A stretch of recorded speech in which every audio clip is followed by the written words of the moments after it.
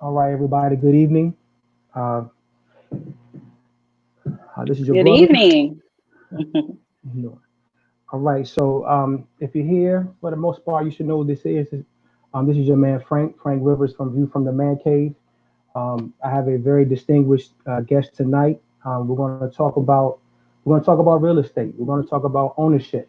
Okay. Um, so without any further ado, I'll just go ahead and introduce my co-host tonight, Miss Arne Harrison. How are you? I'm excellent. How are you, Mr. Rivers? I'm doing well. All is fine here in DC. Excellent. The nation's capital. How Yeah. are things Yeah. there with you guys? Well, it's good. We still have a lot of protests. I actually went down Saturday to kind of put in Hmm. some work with that. But Hmm. everything is good. Everything is good. I mean, it's starting to dial down. Not a lot of looting or anything like that. Weather's good, Yeah, so yeah. So it's yeah, coming around. It's coming nicely. that's good. Good to hear. hmm Um, so again, how are things in Atlanta, Georgia? Well, it's been an extremely tense week here in Atlanta, as I'm sure everyone listening and viewing is aware. Um, Very necessary, but very tense, and it's a great time. I mean, it's an amazing time. Atlanta's always a good time. Right, right. I haven't, man. It's been a long time since I've been down there. I want to come. Like once, Really? yeah, yeah. Once COVID is over, I'm gonna have Yeah, to make my way. I'm gonna have to make my way down there. So for sure. absolutely. You are more than invited. You are special guest at this point. For sure. Southern hospitality. Uh huh. Yeah. So okay. So let me see. So let me talk about some. Okay. So I know in Atlanta, we had the shooting with the brother Rayshard Brooks. I heard about that. Hmm. Um, very sad situation. I know uh, there's a lot of different opinions about it. Some Yes. people believe that he could have handled the situation a little bit better. But I will say this, regardless of how well or how not so well he handled that situation, I don't think that brother deserves to get what he got. Death is not the And punishment. absolutely, when we live in a society where someone like Dylan Roof can massacre people in a church and then Be it. Yes. get arrested peacefully, and then taken to Burger King. a Burger King to get him to get Dinner. him something to eat. Right. If he can get Right. that, Have it your way. right. If he can get that kind of treatment, I think they could have, I think they could have taken care of our brother a little bit better than how they did. So, Absolutely. yeah. So it was a very unfortunate situation. My prayers go out to him and his family. And his family. Absolutely. Right. So we want to get right into it. So the topic tonight is the onus of Of ownership. ownership. Hmm. So for people who don't know, the word onus is defined. It's synonymous with duty. It's Yes. synonymous with responsibility. Hmm. So I feel as a young, well, I guess I'm not that young anymore, but Right. as a black man in America, I think that um, we should put the onus on ourselves to own. Because owning something, especially a home, is one of the easiest ways to generate wealth for yourself. And I know we're going to talk about that. And Hmm. for those of us who have families, who have wives and children and things like that, Hmm. a home is something that you can pass down. What I mean? You can pass it down Absolutely. to your, to the next generation. So when you look at the world that we live in, Hmm. the world is owned and operated by a select few of families, and Hmm. and a lot of us know who they are, the Right. Rothschilds and all of these, Right. Rockefellers and all these Rockefellers. powerful Yeah. families, Hmm. powerful families who were able to accrue wealth and pass it down from generation to generation. Right. So one easy way for us to do that in our own right, is to own. It's to own something, and um, and Absolutely. and so um, and so we'll get right into it. So In your opinion, Miss Arne, um, why is home ownership important? Home ownership is important because, as you mentioned, home ownership is empowerment, and not just home ownership, any ownership, because I work with not only residential real estate, but commercial as well. So, Mhm. ownership within itself, owning your cars gives you a certain level of freedom, owning your home, owning your business. Um, like you said, ownership, it really is just empowerment, it's a level of control. um, I think that a minimum standard for a family, people who are creating other human beings, minimum standard is to own your home, to create a home base for your family. For working people, what are you getting up every day for? If Mm. you're working a job, you're getting up every morning, 8 to 5, 8 to 5, you got this redundant routine.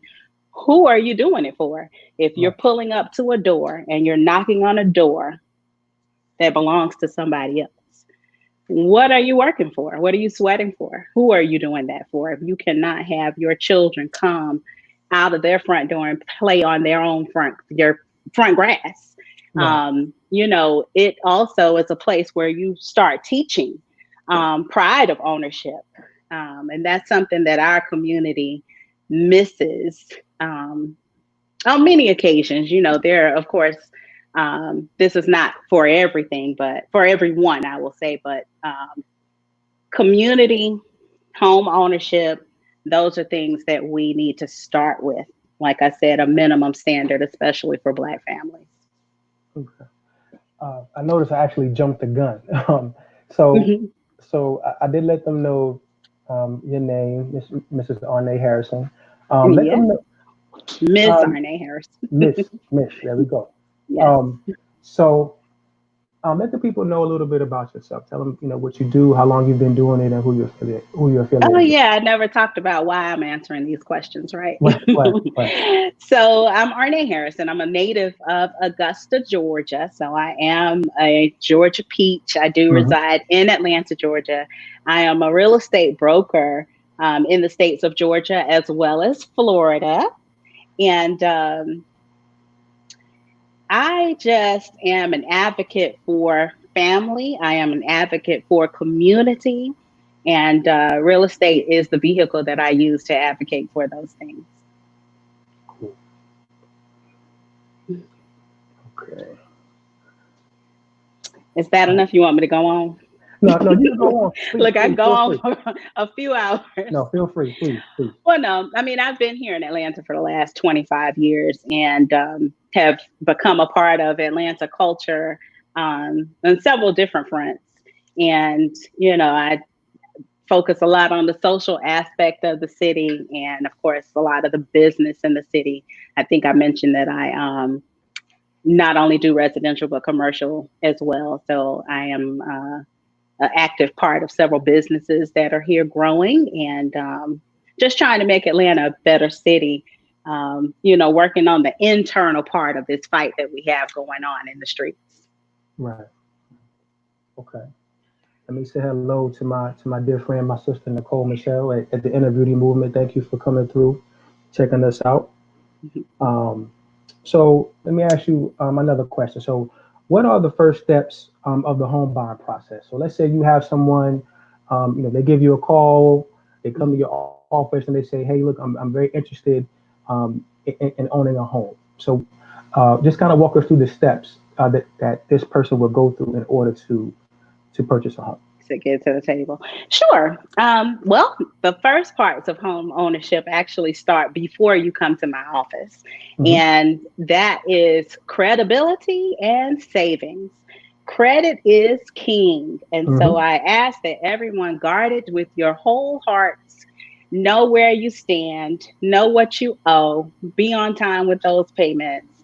Um, I just cannot stress enough that credit rules. We have this saying about cash, but cash has definitely taken a backseat to credit.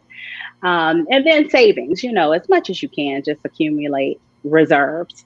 Not necessary for the home buying process, but it never hurts to have a little padding behind you. And as far as when you get to my office, I love to meet people. I'm so excited when I meet people who are actively making home ownership one of their goals. I almost celebrate just the decision to do it. But one of the very first steps of buying a home is to acquire financing for that home. Talking about how we're actually going to pay for it. One thing I also do is take a look at with my clients on if they are qualified for any programs that can assist. For instance, here in the city of Atlanta, the city is advocating for people to become stakeholders inside the city limits. And so several programs are geared toward first time homeowners. They are assisting with down payment. There are parameters that are around who qualifies for those assistance programs, but I do check to see, can you fall inside those parameters and give you that much more of a boost. So once we make that determination, we talk to a lender, they give us our options, and then we're out the door. We now know how much we can spend. I've talked to you about what your wants are. I've talked to you about what your needs are. If you have school-age children, is there a certain school district that you're interested in being in? And then we are marching off to shop for homes.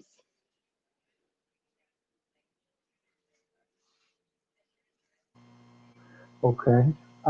So there, to my understanding, and I'm nowhere near a real estate agent, even though I do own my home. Mm-hmm. So I'm Congratulations. aware. Oh, thank you so much. Um, so I understand that there are two types of markets. There's a seller's market and there's a buyer's market. What is a seller's market?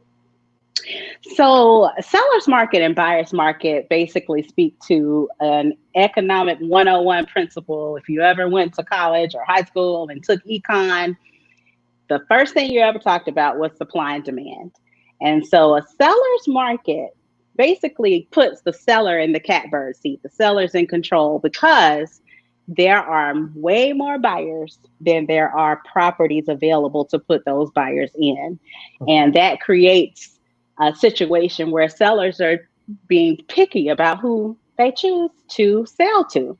And not necessarily that they are being biased based on the person, but the person who can make the highest offer, the person who's asking for the least amount of concessions. Those are the people who win in those situations because now, they have a limited pool to choose from.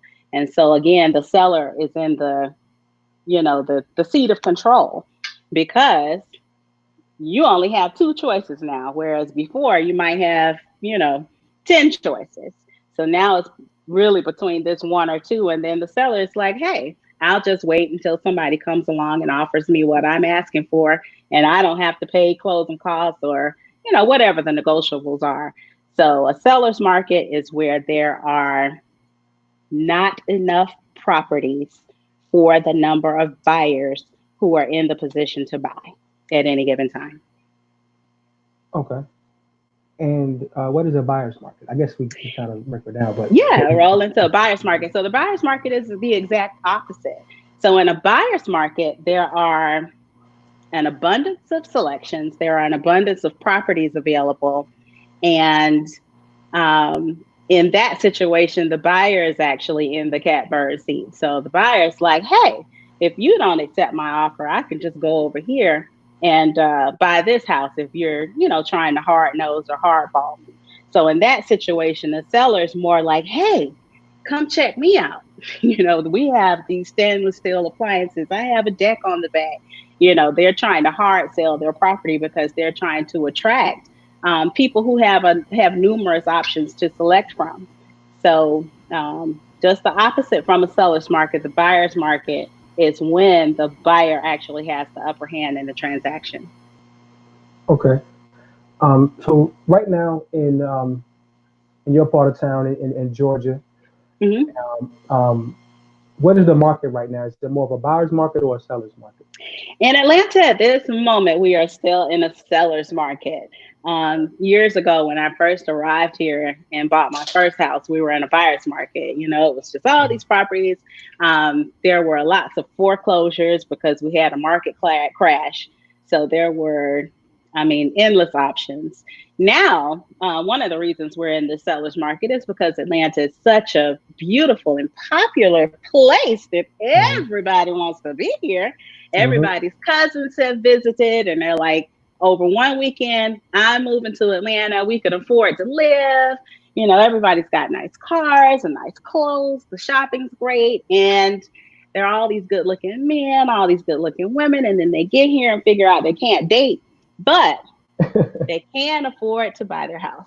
uh, uh, a nice But consolation we are prize. in a we are in a seller's market here though right now. There is a shortage, not only of properties for sale but for rent as well. So it's been pretty tight. Okay. All the Um, properties have multiple offers on them. You know, um, I know all my fellow agents are stressed out every day because we're having to really like step up our game and step up our offers and really talk people into, you know, one thing that people want to do when they get into this home buying process is haggle. mhm, And, you know, I give people their best option up front because I'm not really a haggler. I know what works because, you know, I've worked for banks. I guess I left that part out when we were talking about my biography. But at one point, I actually worked for a bank and I was the seller, you know, running auctions, you know, from behind the scenes. And so mhm, I know what formula works. I know, you know, you have to give and take some. And so everybody, of course, wants to be the taker. Like you want to mhm. feel like, you know, I'm getting a great deal. But at this point in our market, it really is almost a privilege to buy because, again, there are so few properties. And then when you find something that you really feel like you can love and grow in, you have to pounce on it and you have to really give your best up front. So that is a balance that we fight with every day. Right. So I know earlier we talked about credit. I know credit is king. Um, Credit is king. so what kind of or what range of credit score is required for you to be able to purchase a To home? purchase. So let's talk briefly about credit. So first, there are three credit scores for every profile. There's TransUnion, there's Experian, there's Equifax.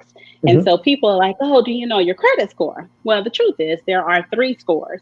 But when we're talking about that one score, what we're talking about is the median score. So out of the three, what does the middle score look like? And so there are some lenders who will work with people with a credit score as low as a 540. Oh wow. Um, yeah, I mean, they'll go that low. However, that is a riskier loan because the credit is not A1. So that typically comes with higher interest rates. You know, the totality of the deal is not the most appealing, but it can get done. I don't necessarily recommend that.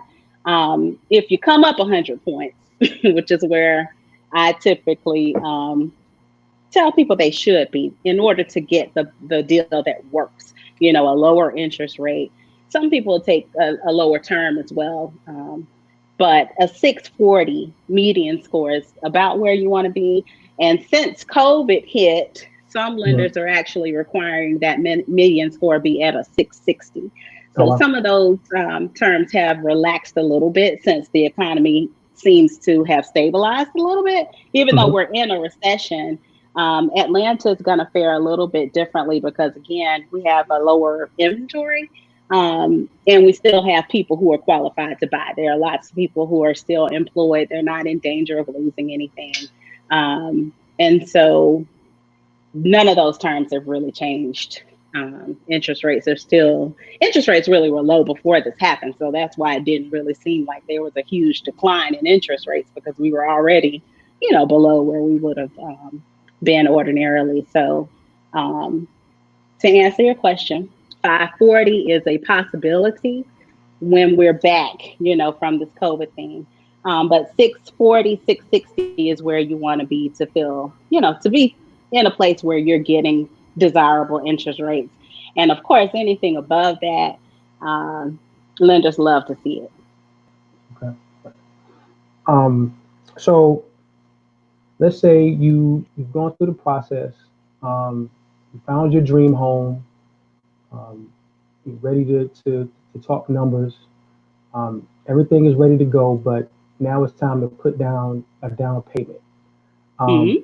what is a good amount to put down for a down payment for a home? Well, a good amount is the amount that keeps the most money in your pocket. Right. So again, lenders have different terms. There are lenders who will actually finance at 100% of a loan. Mhm. Typically, if you have what's called an FHA loan, which is the loan that most residential buyers are using right now, it goes up to I think $484,000 is the cap on the price of the home, and Okay. the minimum down payment for that is 3.5%. So those rates are going to vary. Like I said, some lenders will do 100%. Some will do 97%, where you're able to put down 3%. And then most loans typically are 3.5% down payment, which is 3.5% of the purchase price. Okay. Um, Now I saw a picture on Facebook, and I know you saw it too because you commented on it, and I saw that you did that. But My it memory's was bad. no, no, I got you. Don't worry. So on the post, it was a picture. I think it was a young lady. She sent out a tweet, and the tweet said that she was looking, she was buying her home, and I think her real Oh, estate agent or the lender was saying, "Well, why don't you get your family to put the down payment down?" yes. And so that kind of caught her off guard, and she was saying how Hmm. the person told her that in certain communities, Hmm. it is pretty typical for parents to put down the down payment Right. anywhere from 40. I think it said 40,000 to even 100,000. To a Um, 100,000, right? If they so don't outright buy right, it. right, if they don't outright As buy it. if, yeah, yeah. Um, so I just want to stop here and say a few things because the reason why I know right now we're in a very turbulent time in America, specifically for Black people. It seems like we've always been in a struggle, Behind. and Right. um, and so a lot of us are we're very militant minded, and we want to protest, and we want to do certain things, but um, there are so many ways to fight a struggle. There's so many different ways to fight a war, and one of them Yeah. is economically. And so the Yeah. reason why I sought you out and wanted you to come on with is because I think that one of the ways that we can better insulate ourselves and better provide and build a higher platform for our children and for the next generation is for us to take a more prominent role in ownership and to actually Absolutely. own something. When you look at Absolutely. this country, the middle class and upper middle class was built primarily on home ownership and Yeah. the ability to own a home and to accrue wealth and equity in the home, and then Hmm. be able to pass that wealth, that property, that equity down to the next generation and give them a higher platform to stand on where they do the same things over and over and over again. And I understand that historically, um, those same luxuries were not always afforded to Black people. Um, Hmm. I myself, I'm a veteran. I was in the U.S. Army, and Uh, the home I live in Thank now. you. Oh, you're welcome. And so the home I live in now, my wife and I, we actually had this home built, and Hmm. we used I used my VA loan for VA this. loan. Yeah, So our absolutely. right, so our first home, we just did a straight conventional FHA, but then this one Hmm. it was a little bigger. We had it built, nice big homes, 6,000 square feet, and Hmm. I used the VA loan to do that. So Right. I just want to just let the people know that it's very important, especially the men, because Hmm. I'm very particular about brothers. This channel is viewed from the man cave, and Okay.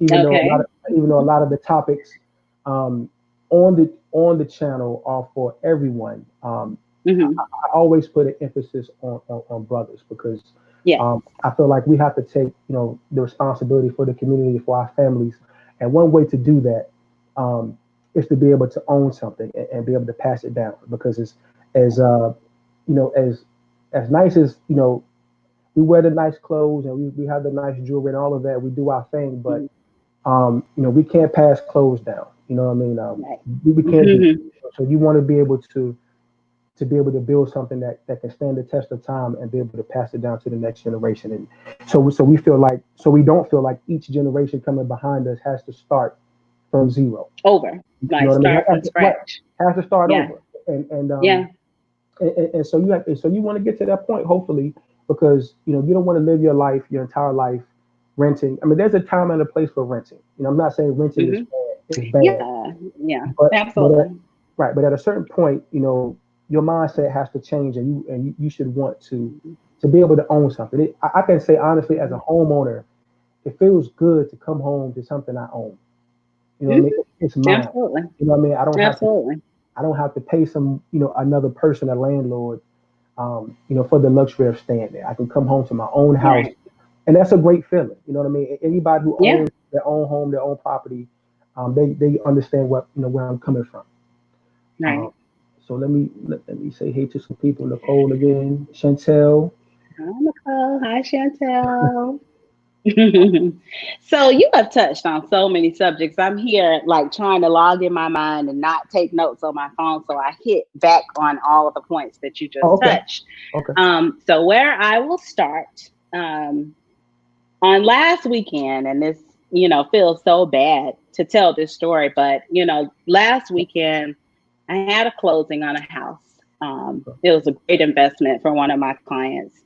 And we really spent last weekend displacing a person, essentially. They had a tenant in a home for several years and he accumulated all this stuff. Like he had cars and, just his belongings. And basically, I they showed up on his doorstep one day about 60 to 90 days ago and said, "Hey, we're going to sell this house." And I just think about the level of vulnerability it is to be in his shoes as someone who's renting a home from someone and they say, "I am out." Like, we're not going to continue this anymore. They were not breaking the lease with him. But essentially they came and knocked on the door and said, "Hey, this is not going to be your home anymore." I mean, cut and dry. That's basically what this is. Somebody, we need to sell this house because they're panicking. Corona's coming. Everybody's kind of cashing out. It's happened in several places. And I just think about, again, the level of vulnerability you're in as a tenant, as someone who does not own your space. Um, and I wonder how many people are going to get that knock one day, you Right. know?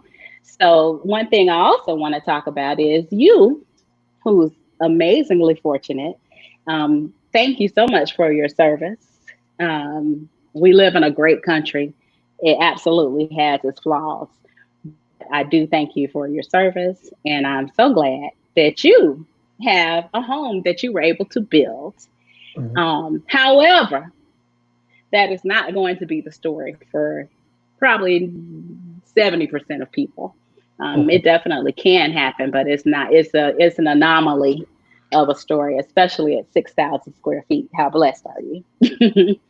So, what I want to talk about and what I have been talking about over the last couple of months is people's visual of what home ownership looks like. Okay. You know, I know people who have been in the city for years, as long as I've been here, and they've been renting a home, Hmm. or renting an apartment, or renting wherever they live. They don't own it, they have not yet purchased anything. And this conversation is going to exclude some people, and I don't want to make anybody feel bad, because maybe this does not apply to you. Maybe Atlanta is not your home. maybe you move around, who knows? You haven't decided where you want to settle, whatever your case may be. Case by case basis, everything is different for everyone. But I do want to change people's mindset about what home ownership should look like. You do Okay. not have to move from an apartment to a mansion. Hmm. Just because you are buying something, investing in something, it does not have to look like a castle. If you are somewhere for 10 years, and let me just pull my calculator out on this Please. because I talk in numbers, that I understand numbers best. In Atlanta right now, minimum rents for somewhere that you and I might live, Hmm. probably $1,800. Realistically, For $1,800. how many bedrooms? Maybe four, maybe Okay. 3 to 4. Okay. And maybe you could do 1,500, depending on if you're wanting to move up farther away from the city. But let's just say I'll give it $1,600. Let me just put an average price on Metro Atlanta. Now, Um, quick Now question. apartments in the city are more expensive than that. Go ahead, question. Okay. So for that price range of what you're talking about, what area of Atlanta would that be in? I'm talking outskirts. So at $1,800 a month, I'm talking you're 20, 25 miles away from the city. Okay. What, like 20, what? 20, I'll say 20, 25 minutes. I won't put it in miles, but almost same difference. So, we're talking south. Um, if you go north, we're talking $2,000, $2,500 for a rental, honestly. And if we're talking city apartment, 2 bedroom, we're talking $2,000 roughly. So is You that may still be, go ahead. is that um is that like Buckhead, or because I'm not really familiar with all of the surrounding Okay, areas of, yeah, if I so was, yeah. Buckhead I do know Buckhead. though. I do know that. Yeah. Yeah. So in Buckhead, we're talking on average $2,000 Okay. for a 2 bedroom apartment. That's the going rate right now. Okay. Yeah. So I'm gonna, like I said, I'll work off the number 1,600 as an average right now for a decent rental in Atlanta. Okay. And let's say you've been here for 10 years. And of course that amount has crept up. If you got here when I did, you could probably still get a $500 or $600 apartment somewhere and not have rats as your roommate. But but let's say in the last 10 years you've been renting a place and you've been spending $1,600 per month. That's $20,000 a year times 10 years, which is $200,000. I just had a lady buy a house a couple weeks ago. She's paying a $500 mortgage. Again, that's an anomaly, but whatever it was going to be, it was definitely going to be less than $2,000 a month, less than $1,600 a month. And again, the thing that I want to get across is let's just start where we are.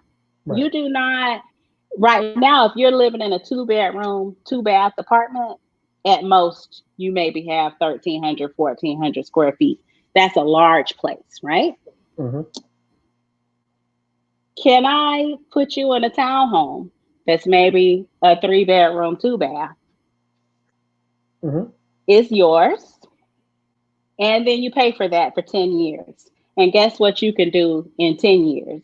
You become the landlord and you rent it out and you buy the place that you want. I want us to start working in steps. What Right. I want people to do is stop paying rent. It doesn't matter what it is. Hmm. I've had clients buy places, and this was back, when real estate was super, because we had come out of recession. Pay $9,000 for a whole place. Wow. Not necessarily the best place, but again, free of rodents, Hmm. safe, and it's yours. That is the point of this, to get something that belongs to you. And if you can stay in that 2 bedroom apartment, if you can stay in that 1 bedroom apartment, if you can do that, You can move somewhere that's not a mansion or not what you expect it to be. Like, I don't want people to keep thinking like, oh, I bought a house. You do not have to build it from the ground up for it to be yours and to be something that you can be proud of. Right now, what you need to be proud of is, I didn't pay a landlord Right. this month. I didn't have to worry about, if I don't have the rent on the 10th day of the month, that they were going to put a note on my door. And then the sheriff is coming in 10 more days because I had a bad month this month. Mhm. Um, I don't have to worry about the landlord coming and knocking on the door and saying, hey, we're going to sell this place next year. You're going to have to figure something else out. You, and especially during this coronavirus, if this didn't teach people anything, be in control Mhm. of what you have going on, because I know so many people felt threatened. Um, Everybody. And I honestly feel like that's why so many people are in the streets protesting right now, because that, again, the vulnerability that that virus left us in really kind of gave people the idea that it could be you, right? You are not protected. This is something that can happen to anybody. That job that you cherish so much, that car that you cherish so much, none of those things matter. Right. And so, the goal is to be in control and to take ownership. And really, what we're going to need, love the protesting. I love seeing it. I'm so excited that people are actually actively doing something. But we really need an internal shift. We need a mind change, so that we can really make headway on things that matter. And like you said, one of those things is ownership. One of the things that made me cringe during the protest was hearing someone say, "This is not my community. These are not our communities. We don't own anything." Mhm. And I cringed at that because I'm like, yes, we do. Like, here in Atlanta, I can say that. I can't speak for a lot of other cities, but the Wendy's that burned down over the weekend was a Black owned business in a Black neighborhood. So, the myth that we do not own anything, there are homeowners in this city. I know because I was at the closing table with them. There are Mhm. Black business owners in this city. I know because I was at the closing table with them. So we do own things. And if we do not own them, guess what we need to start doing? We need to start owning them, because what we're doing is going to work every day. And I'm wondering, who are we doing that for if we are not acquiring things that matter? And so, to your point about the young lady who was asked by the lender, can't you ask for this money from your parents? Um, I'm sure that caught her off guard, because a lot of the times what we're trying to do is keep up with people, and we don't know what's behind the curtain. And what's behind that curtain is, in some cases, money that can't run out. And Mhm. so while you're running behind people and trying to drive the cars that they're driving and trying to live in the neighborhoods that they're living in, but you don't have the real resources to afford those things, you are trapping yourself trying to keep up with somebody whose story you don't know. And real estate is one of those vehicles that gets people to the place where they can give out $50,000 or give out $100,000, because they are focused on family, they are focused on community, and we are not. And Right. so, affordability is about more than acquisition. Affordability is about, if I buy this BMW and then I got to buy tires for it, when all I can really do is pay the car note. Right. Right. So we got to get to a better place.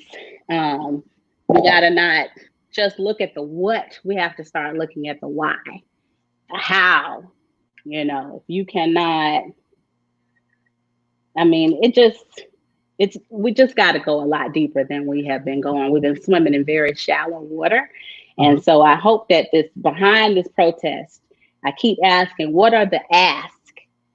What are we asking for? Like, what is the root of where we're trying to go with this? At the end of the day, when we feel like we have won, what is it that is on our table that was not there when we started?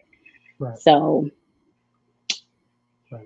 That's great. I'm waiting on those answers. Right. That's great. Let me do some housekeeping. My Sure. bro K, my bro K coaching is in the building. Good evening. Ultimate Black Man Radio. That's my brother, Gabe. Hey. Hello. What's going on? Hello. Third World I'm Columbia. so excited I get to be in the man cave. Like, do girls Yeah, even yeah, get to yeah. go? Yeah, the man cave is all encompassing. You know what I mean? Oh. I just I just bring on um I just bring on fly people. You know what I mean? You know what I mean? Oh, That's what we do here. So, yeah. I just want to give people information, and when I find someone who has a wealth of it, or who has a lot of it, I just try. I bring them on from time to time to just kind of get that information to the people because I feel like wow. it's important, and I'm not naive. Yeah. Um, you know, I do a lot of solo content on the channel, obviously, but there are a lot of things that Mhm. I'm interested in that I don't have. It's not my expertise. Right. Expertise. Right. Absolutely. So when I have Absolutely. right, so when I have the opportunity to bring somebody on, I'm going to always do that. And I love it. and my wife is here, Miss Rasha Rivers. My wife is in the building checking us out. Mrs. Rivers, how are you? Yeah. And, and That's so, awesome. Black family. facts. And so I do agree with you. When I first moved to DC, because I'm not originally from here, I'm from North Carolina originally, Okay. and so I moved to DC, and I had a little apartment. I had a one bedroom apartment, in a high rise. I was on the 11th floor. I had a nice little view, but Nice. this was like around 2004, and Mm-hmm. I was paying about $1,000 rent for like a one In bedroom '04. Right. in '04. I was paying a stack in Mm-hmm. '04, one bedroom. I had, we had. Well, how many years were you there? Let me put you in my calculator. That's I was $12,000 a year for how many years? I was there till about 2006. Right. And so, yeah, one bedroom apartment on the 11th floor.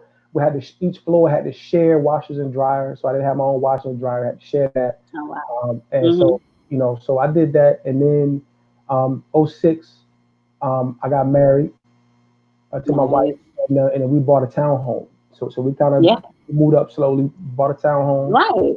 and then, Not slowly. That's progress. right, Purchase was progress. Yeah. So right. now you in 6,000 square feet in what, 14 years? How long have you guys been at that house? We were at the townhouse from about 2006 to, I want to say, 2010. Okay. Because 14 years. it was good. It was just us, but we it was in our price range. So it was like four bedrooms, four Mm-hmm. bathrooms. It was about maybe 1,600 square feet. I think it was a little less than 2,000 square feet. And Mm-hmm. everything was finished. It was What cool. people are living in now. Yeah, like Yeah, I said, if right, you're in a 2-2, you're, right, right, within that range of 12, 1,300 square feet. So right. you do have enough room to spread out Mhm, because you're spreading out now. right. So go And, ahead. and we did that. So once we decided to start, having some kids, we said, well, okay, well, Uh-oh, I let, lost you. let you lost me. I lost Oh, Frank. can you hear me now? I can't hear him. No, the RD is charged. Can you see if that guy? No, I still can't hear him. Okay. Can you hear me now? Can you hear me? Can you type to him that I can't hear him? Okay.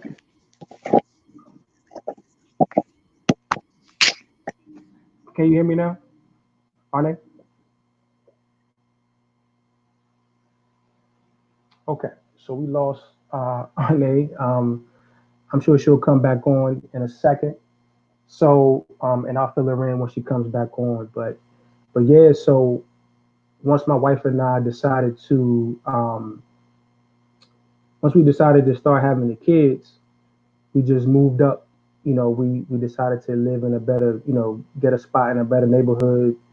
Um, okay, let me see. Arne's coming back on. Let me see. Okay, we should be You back ready? in no. Okay, yeah. All right. Can you hear me? Are we, are we, yeah, I can hear you fine. Can you hear me? Wait, I lost you for a second. I'm sorry about that. Oh, Look, no, I'm over no, here like Teddy Riley. no, it's fine. It's fine. So I was just saying that, once we decided to have kids, we really started thinking about moving to a better neighborhood, Right. Schools became better important. schools, right? Yeah. All that stuff became important. So that's when we decided to build, and because we didn't know how many kids we would end up having and all that good stuff. And actually, um, our mothers moved in with us to kind of help out with the I kids. love it. Both of Yeah, them? yeah, they both were. It was short lived. You know what I mean? One mom, she fell in love, so she moved to Florida with her boo, and then Oh, um, and then um, and then my mom, she got homesick, so she wanted to go back to Raleigh. So, but oh. yeah, so we kind of That's needed. so cute. But I that was the love it. mindset. That was the mindset going in, like trying to get something where everybody That could have space and then you have the kids and all of that. So yeah. So oh my yeah, goodness. yeah. So I completely agree about um, just own. It doesn't really matter. Like No you matter know what. don't worry about getting the biggest house and all of that. Just own You'll something. get to that. You'll And we, get to that. right, right, and But right. uh, paying Absolutely. rent is not the move. Like, and again, not applicable to everybody in every situation. Yeah. But again, if you are that person that is planted where you are, like you are not planning on leaving your job, you're not planning on leaving your city, Mm-hmm. by plant yourself, because those are the things that build community as well. When people are vested in where they live, they Mm-hmm. help an area grow, and that is vitally important. It gives a fostering ground for our children. Like you said, where you have purchased, you are now in control of what happens at those schools. It just is it's a cyclical effect. Like it affects everything that we're doing. It affects everything around us. Right. So I wanted to ask you about gentrification. What is that? Ooh, such a buzzword. So gentrification is the development of higher uses, typically in urban neighborhoods, that Right. almost always results in the displacement of people, businesses, and land uses. So, in layman's terms, gentrification is basically where it's the process of turning an urban area into a middle class area. So it changes the culture. It definitely changes the people. Um, it just it's the process of change. And the word gentrification typically gets a bad rap. Like, people think of it as being a bad thing. It's not necessarily all bad, because, with the influx of new money and new people, of course, but there's growth. There's new life.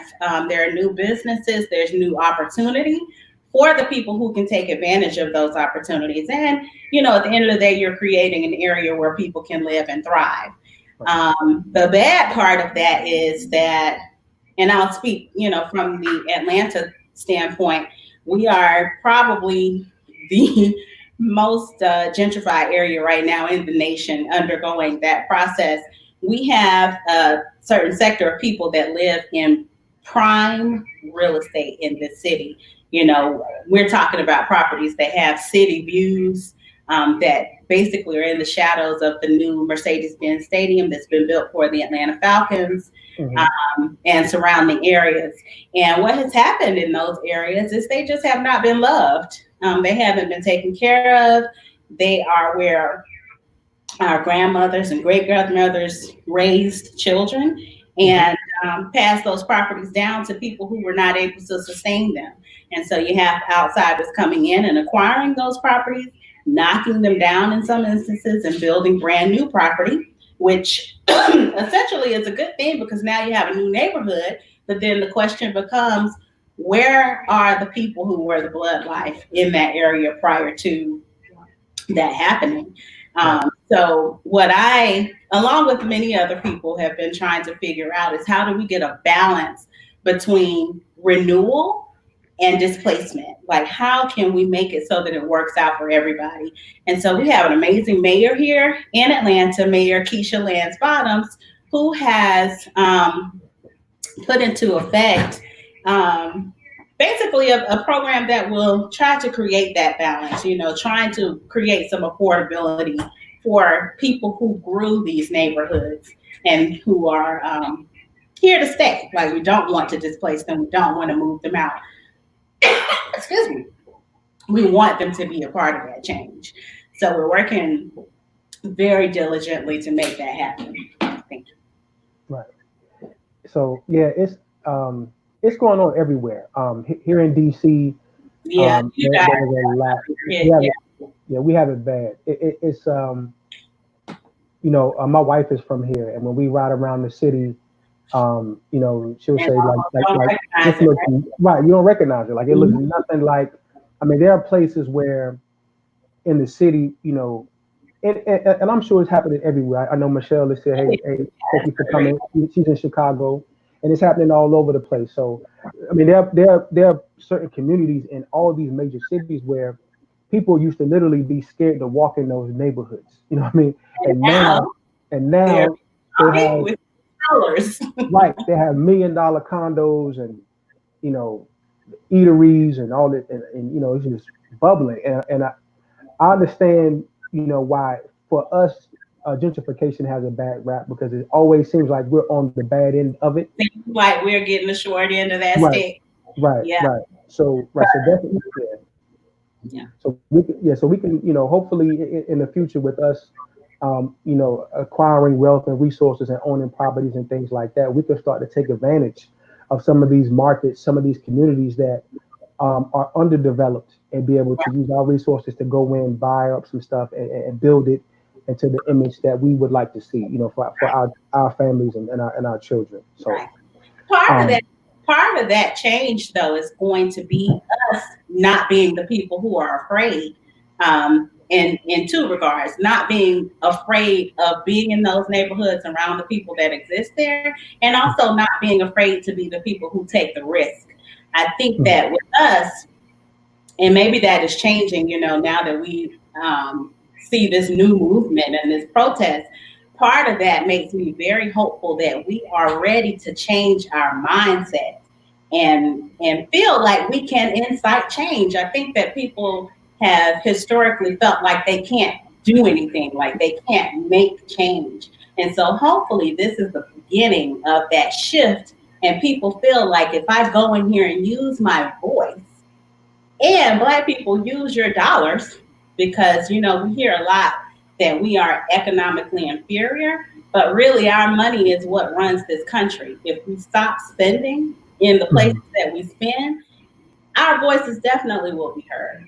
So, like I said, this gives me hope. It excites me that maybe we are burgeoning again on a time where we will start to really shift some things. And, it will take more than just us to do that, but it's definitely a start, and it's definitely a time for it. Right. You kind of went right into my next question. I was going to ask, how can we as African Americans combat gentrification? So, and I think you alluded to it. I mean, you alluded to it. Excuse me. A lot of times, we all a lot of us are quick to sell too. Oh yeah. I've always been very fearful of that, because a lot of times when we do have that opportunity where our grandmother, God bless her heart, she might have passed on, and grandma, Big Mama's house is still there, and it needs some work, but it's in a nice community. It's paid off. For God's sake, it's paid off. And so a lot of times the family will just be in a rush to sell it. I don't want this house. Get $15,000, move on. Right. I just want to sell it, get the money out of it, get the equity out of it, and go do something else. And so, and then people will come in and buy those properties. I mean, I've seen it firsthand. Like, people will come in and offer, pennies. So offer pennies. I mean, especially in their mind, they're lowballing you, and they'll buy the property, and then they'll completely gut it out, redo the house from the inside out, and then sell it and flip the house. Yeah, absolutely. And that's like, I've seen that a lot too. That's a big move now, where people are flipping homes. Every time I'm in a car, I'm in the truck, and the radio, or I'm listening to the radio, and then somebody on the radio said, "Hey, You can come to this conference and learn how to flip homes, and you can invest and put this money in, and we'll take the money invested and buy homes and flip them, and then give you a percentage of that, all this kind of stuff. So, and the only thing that's accurate in that statement is they take the money. Wow. What I've done here in Atlanta, when I first moved to Atlanta from Augusta, Georgia, I was like, I love this place. Like, there are Black progressive people in this city, and I want to be a part of it. And one of the places that I came first, just on a visit when I was in high school, was to an area called the West End here in Atlanta. And I became very intrigued with that area because it was all Black, but it had this cultural, like, foundation. Like, it almost the atmosphere changes in that area. They have a store there called the Shrine of Black Madonna. And when I went in there, I just felt like I heard African drums. Like, I want to be here. And so, funny enough, to this moment, my office is located in the West End. We're one of the oldest Black real estate brokers in the state, but we're definitely the oldest in Atlanta. We're going on year 47. My broker is Black. He's always owned his business. He's always owned the land that the business sits on. That was very important to me. And one of the things that I wanted to do when I got there was to protect those homeowners that were being taken advantage of. And so I wanted them to have access to an expert in my field. Did not mention, I hate talking about myself, so my biography is coming out as we talk. But this year 18 for me in this business. So I wanted people to have access to someone who knows real estate, who knows value. So in addition to being a real estate broker, I'm also a real estate appraiser in the state of Georgia. And, who knows values, who knows this is what your house is worth. Do not sell it for $1 less. They get mail every day. They get phone calls. They get knocks on doors. Some are bold enough to do. And they say, hey, I'll give you $50,000 cash. Just sign here. Let's talk about it. Just how long do you need to move? And so they're having those conversations, like you said, and there are people who may be in dire straits. Like you said, the home is there. It needs repairs. They don't have money to make those repairs. And, somebody's offering $50,000 cash, which seems like a great, incentive to just give up and give your property back. I'd also like to mention that Atlanta does have a program to help people in that position. Seniors have properties that need repair. We actually have a fund that is making those repairs, again, to help the city and to keep those people in place rather than displaced. Because what you cannot do with $50,000 is find another place that's livable in the city of Atlanta, Georgia. So you're basically just getting ousted, maybe over a roof repair that could be done for $4,000. And so the city has been helping out with that. But I wanted to be available to people who were in that situation, to have somebody to advocate for them and to keep their properties. And another thing I do want to touch on is when those properties are handed down and they're still in the hands of families, paying the taxes on those properties, because at this point, most of them are paid off, but paying the taxes on those properties is vitally important to how you don't lose them. So in several instances, that is also how people become displaced, because they have not kept up with the obligation of the property, and then people are able to buy those tax liens. And some people have gotten property for, again, pennies on the dollar just because of negligence. And not to say that, people just don't want to keep up with it. I know that people in some instances don't have the means, but there is help available. So, any questions, I'm sure I'll be able to share my information at the end of this for people who are interested or have questions about how do I save my home or anything real estate related. I would love to make myself available. Absolutely. So I just have a few more questions, and then we can wrap up and give out your info. So, how can we as African Americans use this current climate in the country to our advantage as it relates to real estate? By really doing everything that we have talked about earlier today, it's going to start with a mindset mindset change. And I think, again, perspective drives a lot of our action and non-action. If I don't get anything across in this conversation this evening, what I do want to say to people is stop paying rent. It does not matter what you buy. Buy something. Move into it.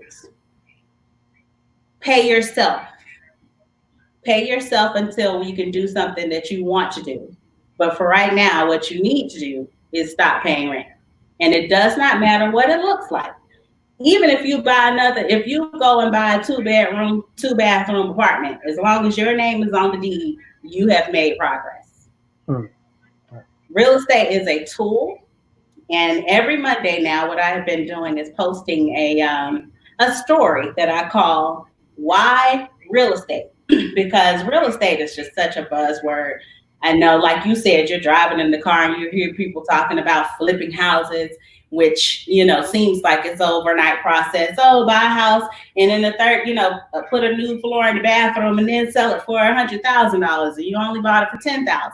Well, I can share some horror stories about how that can go very wrong for you if you don't know what you're doing. So, again, the point today is buy something, pay yourself, build equity. And so, again, I use every Monday morning to share a story of how real estate works for people, like how those numbers work, how people have bought properties and accumulated wealth that allows them to walk away from the closing table with $50,000, $60,000, $160,000, just because they paid a mortgage and their property appreciated. And this is a wonderful time in Atlanta for that. Even though prices have gone up, inventory is low, there is still no time like the present to get in on what's happening in real estate. 90% of America's wealth has been built on real estate. That is not a myth. Wow. Yeah. And it's not very many vehicles that will give you the kind of returns that you see on real estate. And you're doing something that you're going to be doing anyway. Like, you have to have somewhere to live if you are breathing. So why not invest yourself and plant yourself somewhere and give yourself an opportunity to get ahead? So I'll get off my soapbox. No, it's all good. That's what I want. I want you to go for it whenever you feel it. So, what are some of your greatest accomplishments and experiences as a real estate agent? Honestly, every time that I'm at a closing and I am able to exchange keys from a seller to a buyer and say, welcome to your new home, that is like the greatest accomplishment. Like, to see people proud of themselves and to see people happy, to see the stress that we have been enduring over the last 45, 60, 30 days, just kind of wash all over them, because they really, from the time that we were talking earlier in this conversation about when people walk into your office, what's the process? So from the time they walk into my office, from the time that we're walking away from the closing table, and whether they're selling or buying, because again, the sellers are walking away with checks. I had a woman last week, she walked away with $87,000 in her pocket. Wow. That's life changing. Like that's something that you can bust a move with. You know what I mean? So those are my greatest accomplishments, creating homeowners and creating business owners. One thing I am also really proud of, we have a semi-new lounge here in Atlanta called Fellowship. I negotiated that deal on behalf of Mr. Cam Newton from your North Carolina quarterback. But the commercial deals will always feel good deals, because it's like you can drive by them, you can go and patronize. Also want to give a shout out to Slim and Huskies, which is a Black-owned pizza shop here in Atlanta. They originated in Nashville, Tennessee. They're opening our second location, which is also one of my deals, at 581 Metropolitan Street on this Friday, on Juneteenth, actually. They're going to open their newest location. So I hope that people, if you are out and about during COVID, I have seen you.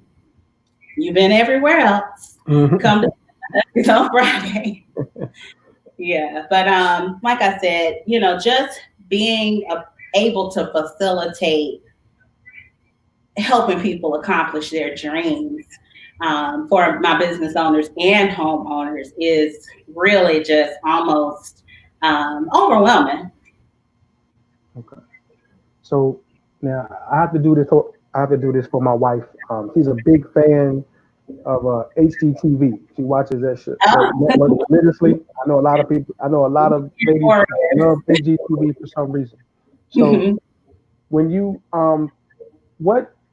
what areas in the home, what parts of the home should you focus on when you're looking at properties? Like what areas in the house are going to give you the biggest bang for your buck? Like if you're trying to buy a home, or if you are remodeling a home, Mhm. what areas in the home are going to give you the biggest return on your investment?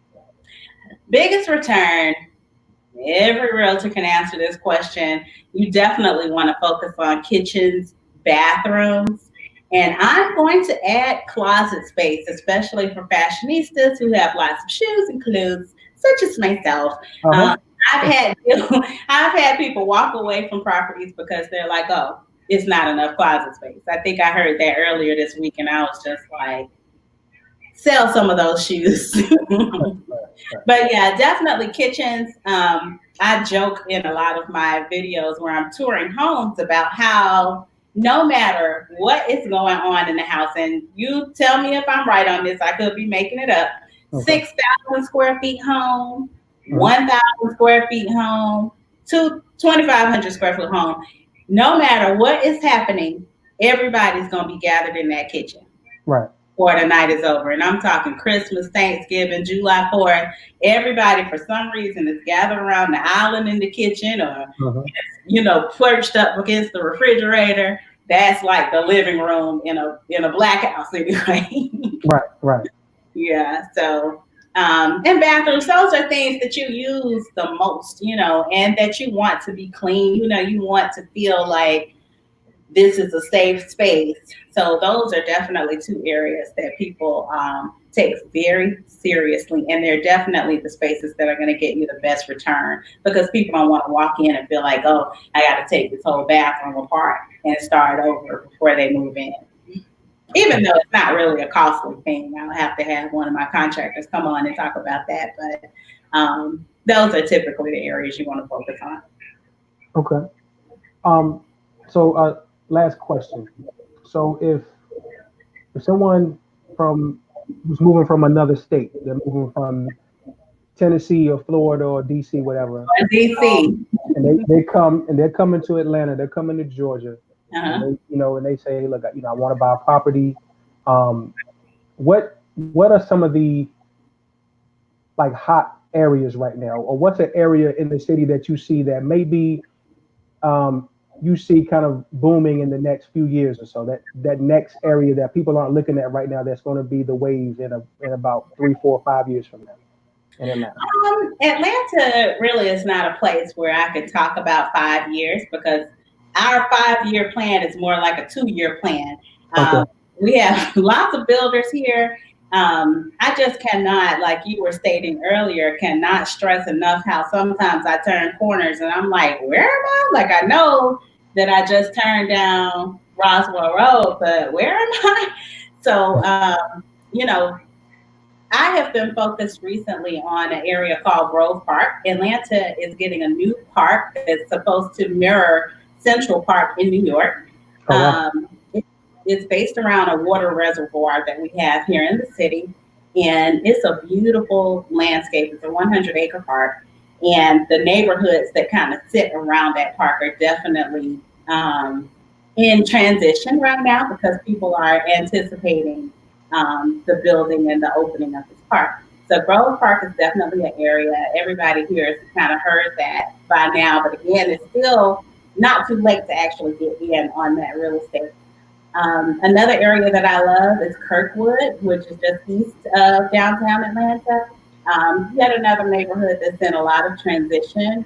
It's still really close into the city, and already has a lot of new development as far as businesses and just new life in the area. So for younger families that don't, want to spend a lot of time on yards and things of that nature, that has also been a very nice area that's coming along. Schools over there are changing.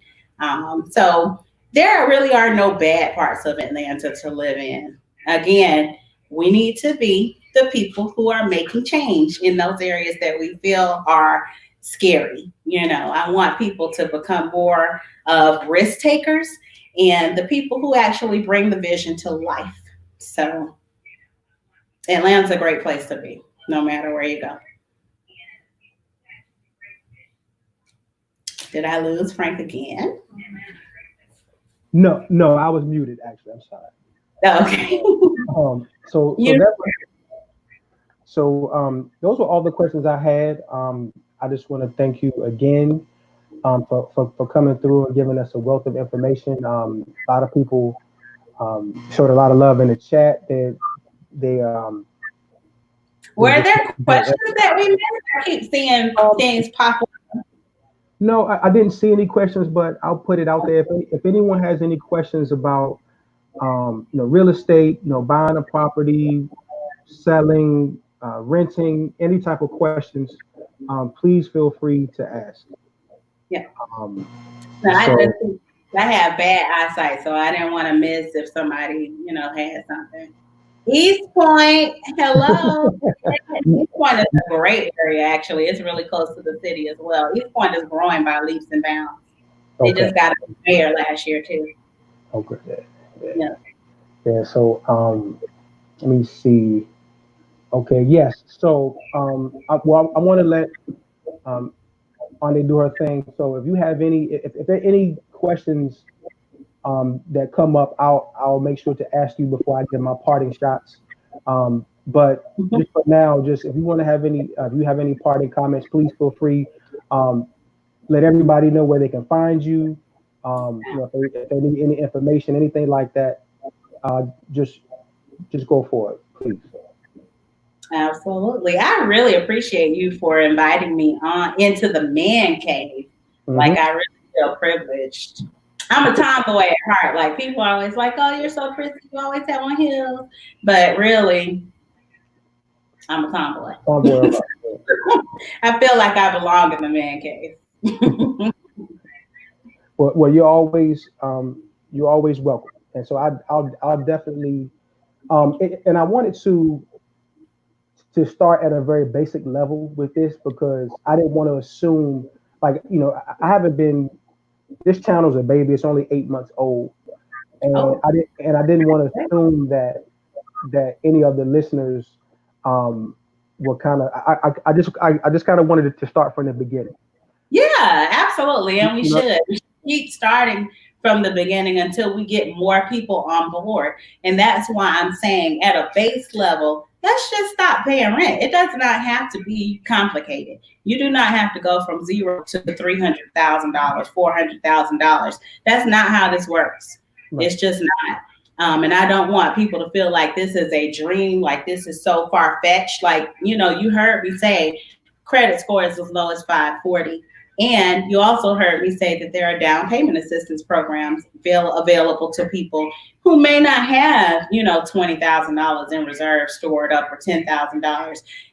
Just talk to me, talk to a lender, see where you are. So in the 6 months or in a year, you can be working toward getting where you need to be so that you can get to that next step. So everybody, let's just start where we are. That's where we are right now. We're just going to start where we are. And right now, what I want you to leave with is, I need to buy a house. If you don't say nothing else tonight before you go to bed, you need to start figuring out how you're going to buy something. Right. Yeah. I think my wife had a question. She was asking if the home, if the $1,800 rent spot in Atlanta was a family home or a townhouse, the one that you were talking about. Either. It's a family home or a townhome. And I don't view those things as different. A townhome, some people think of a townhome as a step down or, a starter home. That's simply not true. Home ownership is about the owner's needs. And so for myself, I'm a single person, and townhomes are not cheaper than single family homes. Let's Right. get that first. They're not less expensive. It's Right. just about your lifestyle. Like, I'm somebody who comes home, I want to turn the key in the lock, and then I want to go out and turn the key in the lock. I don't want to worry about grass, excuse me. I don't want to worry about gas to put in the lawnmower. How about that? Right. I don't Right. want to grass. I don't want to necessarily be alone. I don't want to be set apart. So if I scream, somebody is close by and hears me. So what you buy is about your lifestyle, not affordability, because townhomes in Atlanta are not cheap either. So it's just about what you're trying to fit, and family makeup. Like you said, once you all decided that you were going to start a family, the number one thing that became important to you is what school those children are going to go to. So that takes you, that sets a certain parameter around you as well. So don't think of a townhome as a step down. Don't think of a condo as a step down. What you buy is to fit your specific lifestyle. It's not about what you can afford. Right. I do have one question from Miss Patrice Cook. Thank you for checking in and to the live. She asks, how do student loans affect the buying process? She says, she goes on to say she actually went to Art Institute of Atlanta and her loans are ridiculous. How can she still buy a home with the burden of student loans? So student loans, like any other loan, do affect the buying process a little bit, because a percentage, and really 1% of the value of those student loans are going to be counted towards your ability to buy. So what I'm going to say is, the important part again is to keep your credit score high, because with a strong credibility behind you, we can work around the other things.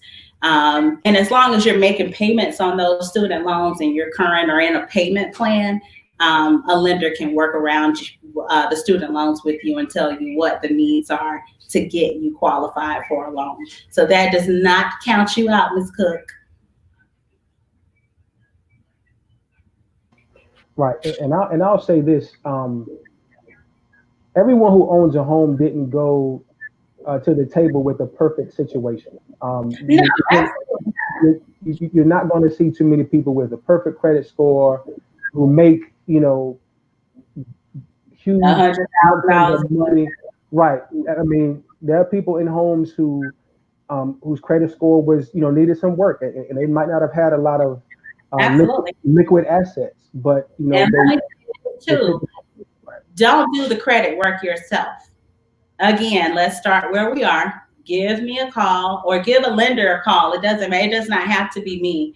Give a lender a call and say, hey, I want you to pull my credit and see if I qualify for a loan. If you do not qualify for a loan, they'll tell you why you don't qualify for a loan. And then you can start working toward those specific things and resolving those issues so that you can qualify. Don't do it on your own, because you will spin your wheels and you may start paying off stuff that you actually don't need to pay off. Like, for instance, medical debt. Lenders don't look at medical debt. So, and I'm not saying don't pay. Like, let me clarify. I'm not giving the notion that you should not pay a debt. But what I am saying is, if you can allocate funds in a different area that will help you get where you're trying to go faster, it makes more sense to do that. So talk to a professional. Let them see where you stand. You probably are not as far from the finish line as you think you are. All right, Ms. Cook, did you hear that? So when you buy that house, you let us know. All right.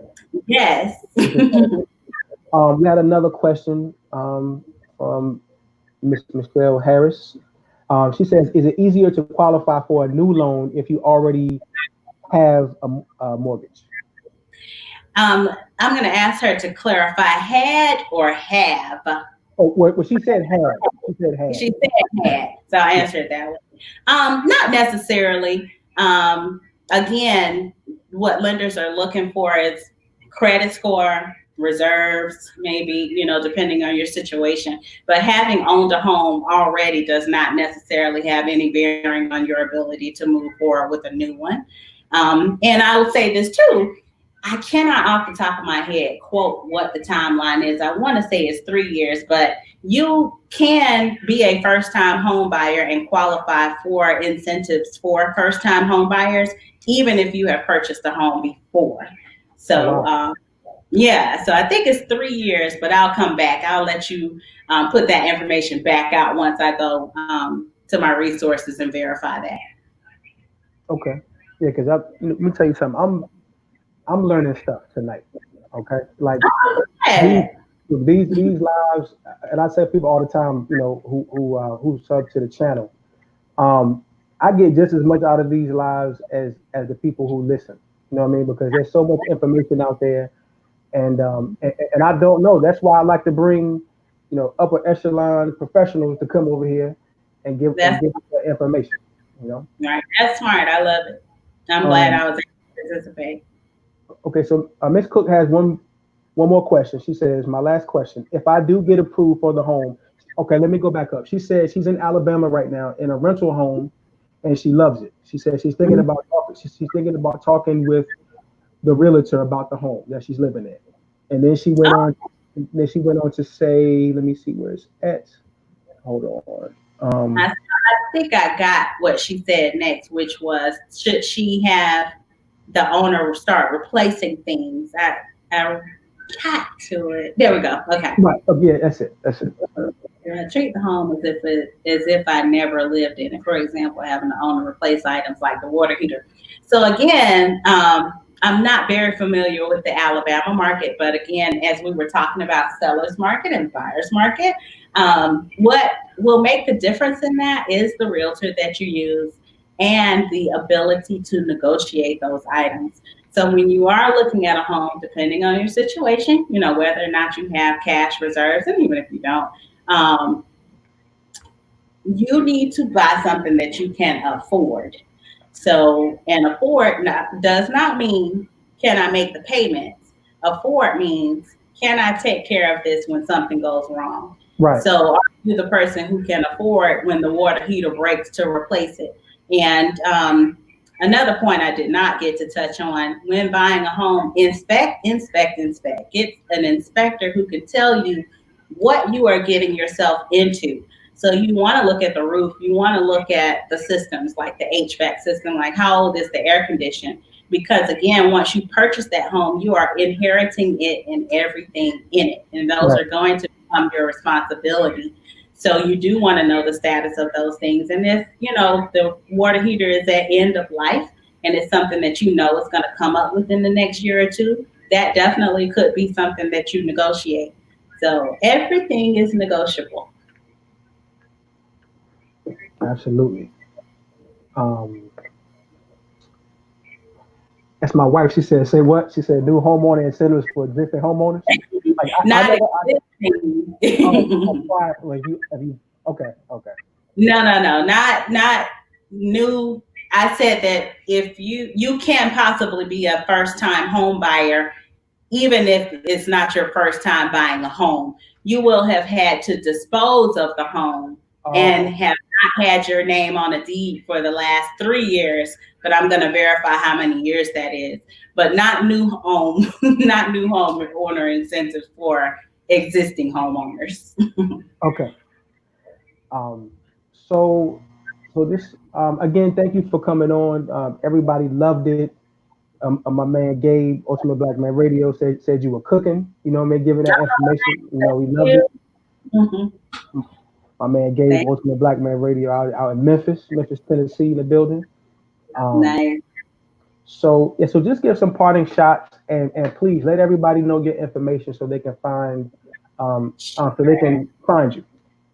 Absolutely. I'm on every platform as The Owner Suite.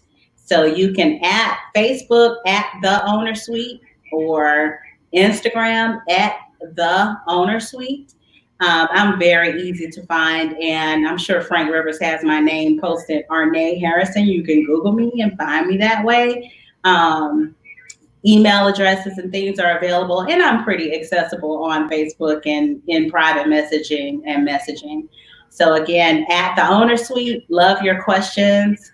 And I'm so glad that I was able to be in the man cave today with you guys. I love your questions. I love your excitement and your participation. And I appreciate you for having me, Mr. Rivers. Thank you. Thank you for coming. I can honestly say she's very active on Facebook. She lets a lot of these dusty guys have it. You know what I mean? Come on there and try to act up and disrespect the lady. She's not having it. So she's very active. So I just want to say that, you know, I was inspired to do this live because I believe that we as Black people, specifically Black men, we have to take more accountability as it relates to ownership. We need to own. Yes. We need to own something. We need to be able to pass something down to our children. You know what I mean? Yeah. Fellas, if she likes you, she's gonna rock with you anyway, but it hits different when you have her over to dinner at your house. You know what I mean? That's something that you own. You know, it's gonna hit a little different. Exactly. You know what I mean? And I was gonna say it doesn't even have to go as far as your kids.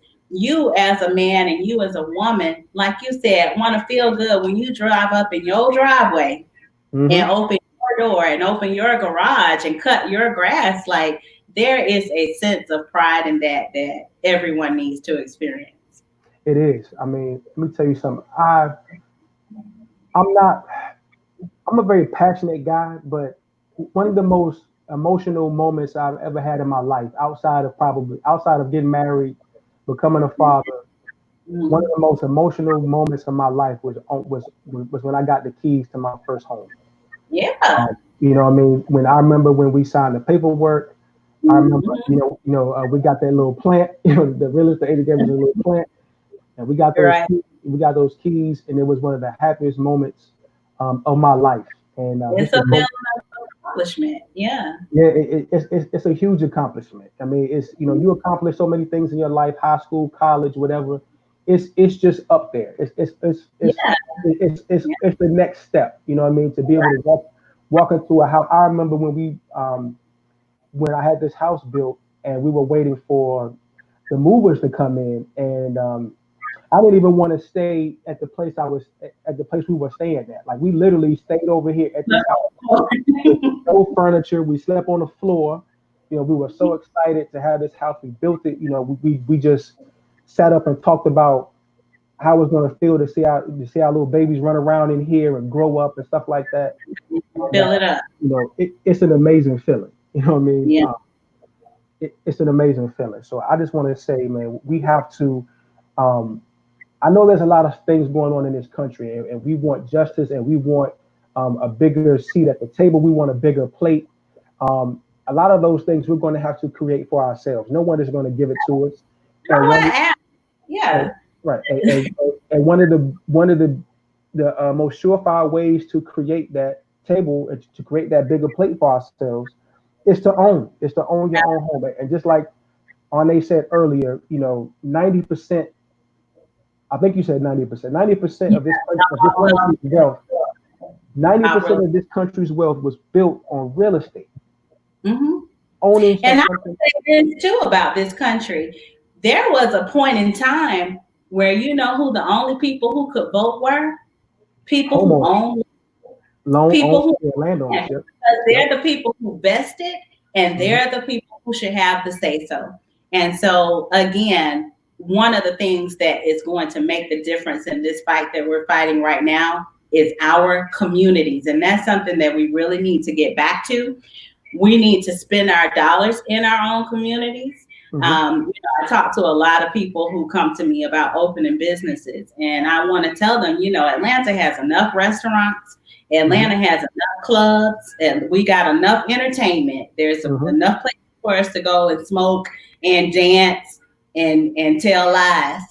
Right. What we really need right now is grocery stores, We need pharmacies. You know, the truth is, if we wanted to spend our dollars only with Black businesses, we couldn't do it because we don't have the essential businesses to keep our dollars circulating like other communities do. And that's the change that I want to see come out of this. I don't want to ask anybody for anything. And now at this point, we have people who have the ability to start those businesses and own those businesses. And we need to do what is essential for us so that we can self-sustain, so we don't have to ask. Because again, like I said, we have the money. It's just a matter of where we're spending it. And we need to be able to spend it with ourselves and build our own communities up and support each other. Our banks should be Black. We should not have to go outside and ask anybody.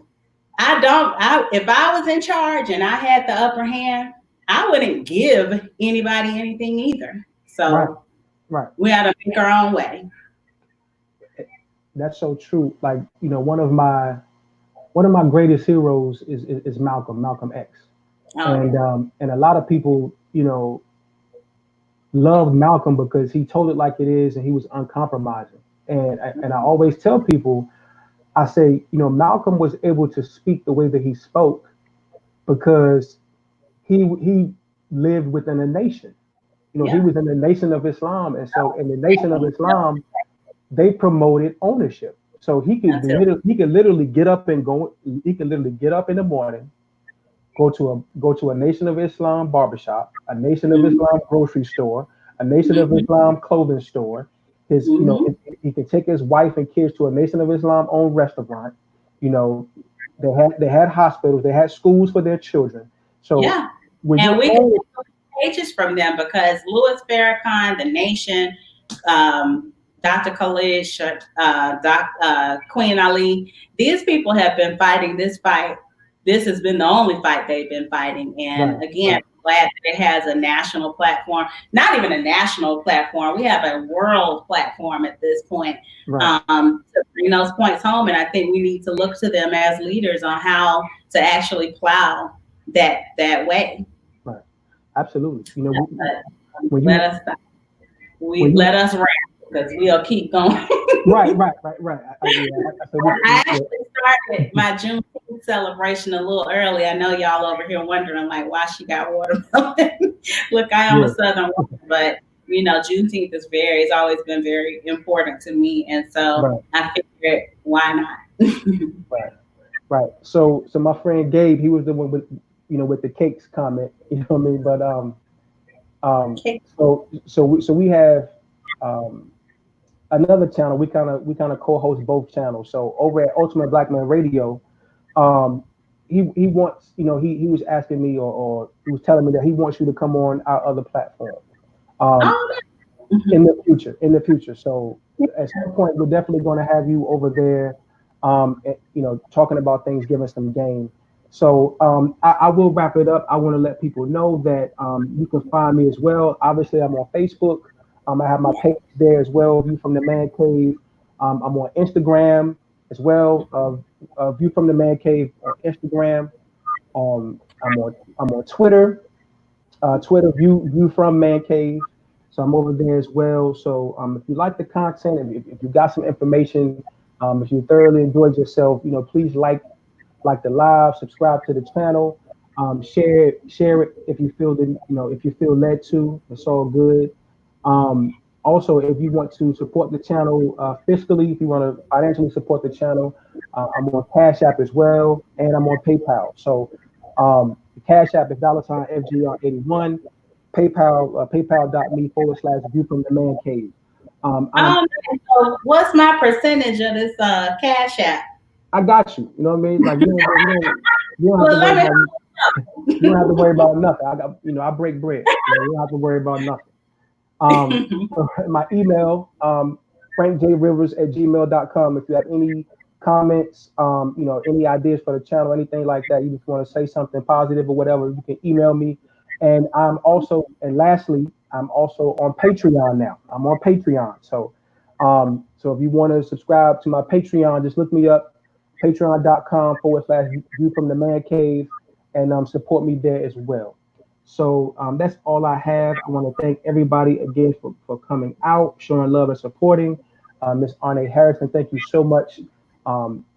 I completely enjoyed our conversation. I learned a lot. The people in the comments in the chat learned a lot, and so hopefully you can come back on and do what you always do. Be great.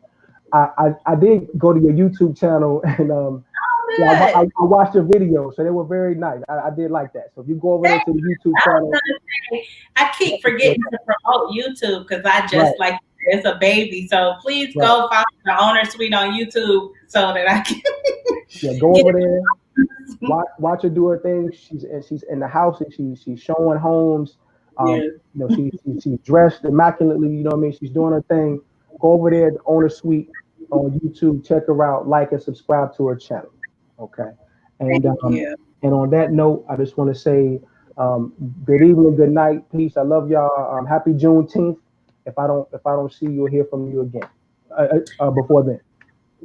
Yes. Thank you for having me. You all have a great night. Thank you for coming out. We love you. Good night. Good night.